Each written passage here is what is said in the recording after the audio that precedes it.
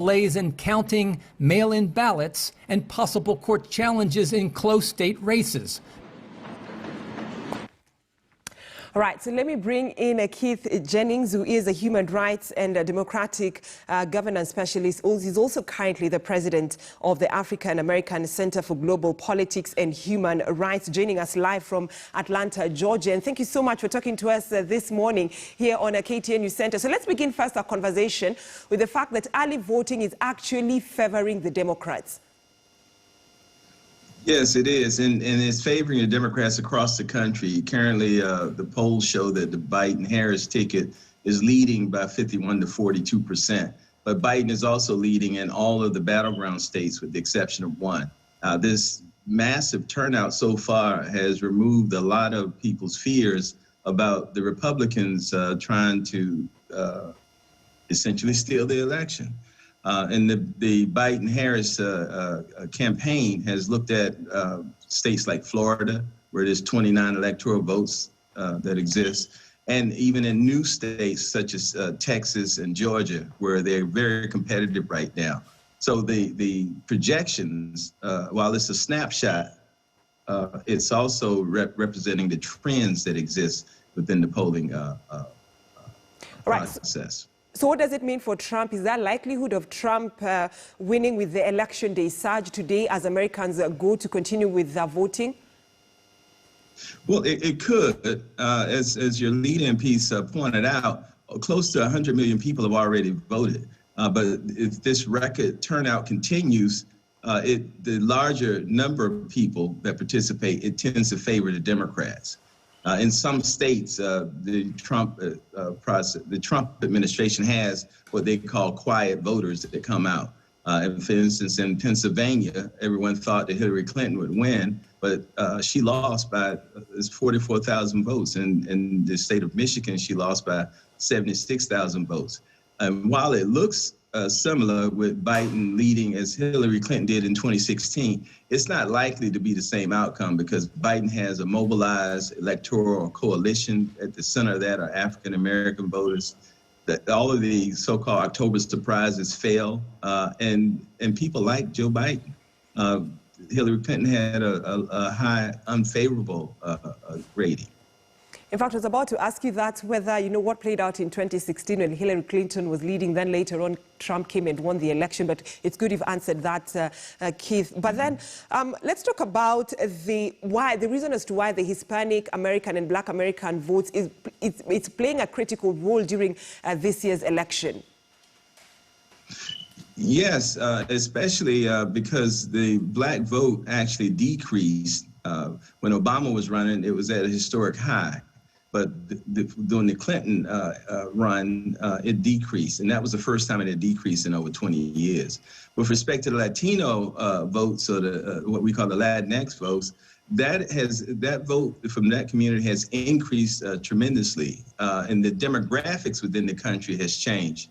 Right now in the state of Georgia, where I am, the African-American population of the state is 33%. The Latino population is close to 10%. The Asian American and indigenous is about 3%. And so when you add that up, that people of color vote is about 45% of the state's total.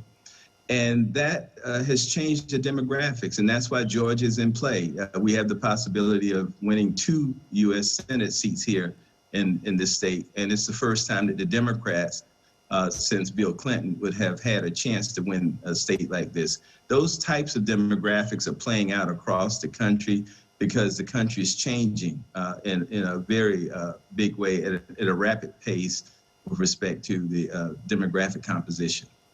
And Keith, you know, the reason polls show, close White House race in Texas, and you know, Texas is actually shows that the Republicans tend to win vote on the election day.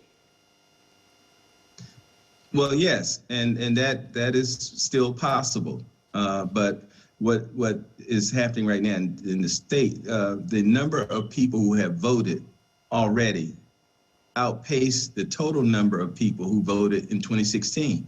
There's been a 600% increase in the youth vote, the 18 to 29-year-old vote. And because of Beto O'Rourke, who ran for the Senate and almost won in 2018. It looks like Texas will flip in favor of the Democrats for the first time. If that happens, there's no way that Donald Trump can win the election. If he doesn't win Florida, there's no way he can win the election either. In fact, I was about to ask you about Florida because, you know, Trump's home states of Florida is really counting on their votes in terms of being the next, continuing with his term as the president of the U.S. Yes, he could win Florida, and many people believe that he will. Biden is right now, it's a toss-up, but even if he wins the state of Florida, that doesn't mean that he will win the 270 electoral votes that are necessary to retain his presidency.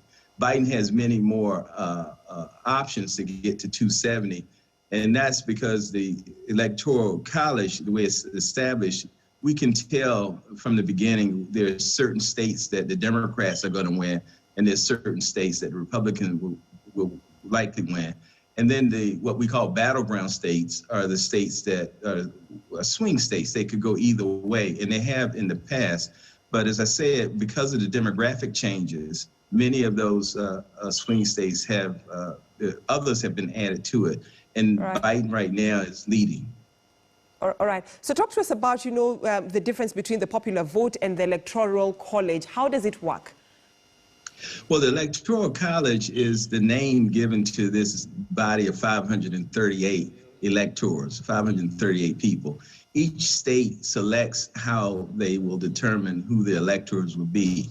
And those electors are assigned based on the number of electoral votes. For instance, in Georgia, it has 16 electoral votes. What that means is that each state gets 2 seats because of the Senate, and that's for equality purposes. But Georgia has 14 members within the House of Representatives. Therefore, they will have 16 electors. And those electors actually vote on December 14th. So when we cast our ballots, we're normally casting those ballots for the electors. Most people don't know this, and they believe that they're voting for the candidate. And so it is possible for the popular vote to go to one candidate while the Electoral College vote goes to another, because essentially we have a winner take all. So it's possible in one state that Biden might win 49% of the vote and still lose because Trump won 50% of the vote, or vice versa. This has happened 3 times in our history. It happened to Hillary Clinton. She won almost 3 million more votes, popular votes, than Trump in 2016, but she lost the Electoral College to him, 304 to 232. All right. And that's part of the problem with the Electoral College, is that someone who wins the popular vote could actually lose. Right. Right. So now let's talk about the credibility of the 2020 election. America decides this year who's going to be the next president. Is it Trump? Is it Joe Biden? And Trump says that he might challenge the, he says he legally challenge the vote counting, especially on the early voting that had been going on before today when, Americans go to the polls to cast their ballot. His campaign has already featured hundreds of lawyers, and they have filed lawsuits in Pennsylvania, in Wisconsin, Michigan. Those are some of the key states in the Midwest. And these lawsuits, many of them seem frivolous, but they're aimed at eliminating the possibility that some of the mail-in ballots that may come in past the 3rd. Many people here vote early. But Trump changed the Postmaster General, and that Postmaster General immediately removed machinery and post boxes that now has slowed the mail down. So people are maybe disenfranchised. Fortunately, a number of the Secretary of States who are over the election and election processes have fought against this. And the court has ruled in one case that nothing can be counted past November 3rd. And that, as I said, is likely to disenfranchise a number of people. This has caused others, however, to go to the polls in person tomorrow or today, and they will be voting in big numbers. All right. And so that also, when you're talking about the credibility of the elections, you know, there's some reports, Keith, of destruction of ballot papers in some states. What is the reason as to that? That's not true. Those reports have been put out there, but this is misinformation or disinformation. What is true is that there are some ballot papers that have not been were not being put forward so that they could be mailed in on time. That was discovered in Miami, Florida, and that has since been fixed. The credibility is being questioned by the current president. He has railed against the mail-in ballot as fraudulent without any evidence whatsoever. But these are voter suppression tactics that have been engaged in by the Republican Party. And that has included also the threat of electoral violence during the election process today. All right. And so the COVID-19 pandemic affecting the voting exercise. Talk to us about it. Well, that is a big problem. And that's one of the central issues in this election.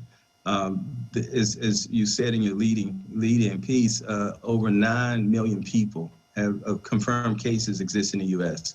And just to put that in perspective, the United States population is about 4 or 5% of the global population, but we have close to 20% of the cases.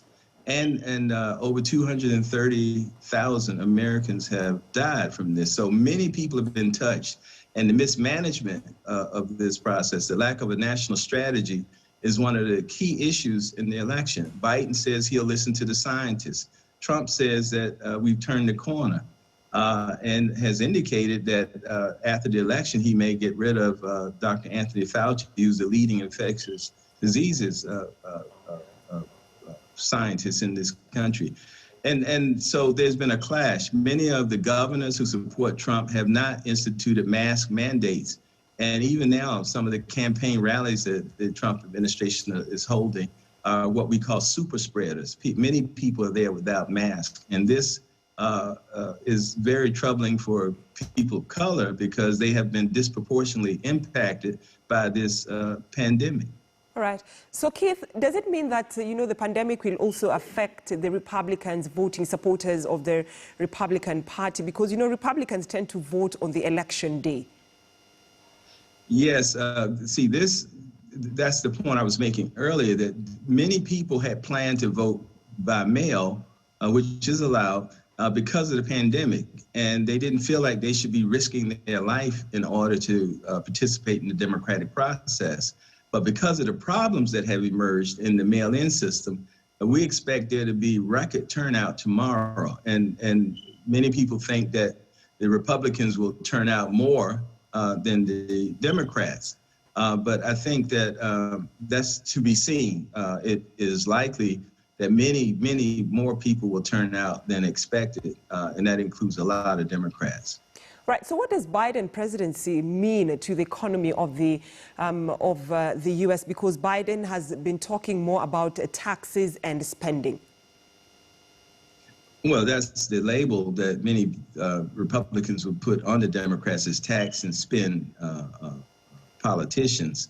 But the tax cut that the Trump administration provided, and it mainly benefited the rich. It didn't benefit the poor and middle classes. And so what Biden is saying is that anyone who is making more than $400,000 per year will face a higher tax rate, while people making less than that, their taxes won't be raised at all. That's been mischaracterized, and quite frankly, it's made it look like the economy will go down. The fact of the matter is, until the COVID-19 pandemic is addressed, the economy probably will not get started again. And if nothing is done, eventually we will slip off into a real depression. All right. And finally, as we wind up, Keith, in just a minute, what does the U.S. election mean to the African continent? Because all eyes right now are on the U.S. election.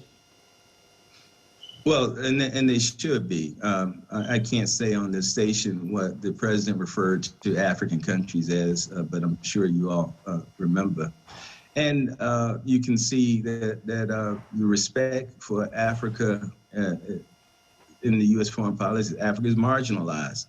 And some of the policies of the current administration seem quite transactional. This idea that Egypt can bomb Ethiopia and destroy the dam that it's building, or the insistence that certain countries such as Sudan and Kenya should establish relations with Israel. Actually, the sovereignty of a country should be respected, and it could establish relations with who it wants. In the African Development Bank, the administration opposed the candidate from Nigeria. In the WTO, the administration opposed that person. How the first African to head the World Health Organization has been treated. And these things are consistent. Even the sanctions being placed against the head of the ICC. The first tweet that the Trump administration made about Africa accused the South Africans of engaging in genocide against white farmers. All of this was false. So I think that a new administration would have a different policy, and perhaps one that would continue the policy that the Obama administration had. But right now, I think that it's an open question as to how good this policy has been for Africa or for the United States, for that matter. All right, thank you so much. Keith Jennings he currently serves as the president of the Africa and America Center for Global Politics. He's also a human rights and a democratic governance specialist, talking to us about that U.S. elections where America